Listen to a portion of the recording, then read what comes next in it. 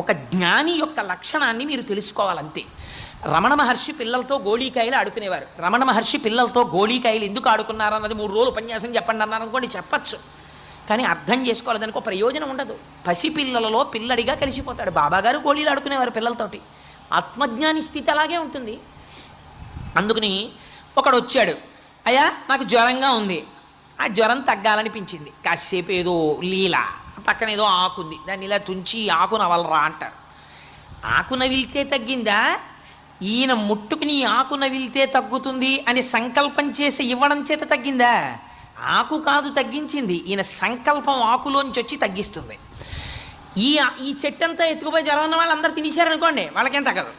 ఎందుకని సంకల్పం ఏదా చెట్టులో లేదు, వెనక ఉన్నవాడి సంకల్పం ఉంది. ఇది లీలని అర్థం చేసుకోవడం, ఆ స్థాయిలో మీరు అర్థం చేసుకోవాలి. అది మరి సంకల్పానికి ఎలా తగ్గుతుందండి జ్వరం? అలా తగ్గుతాయా?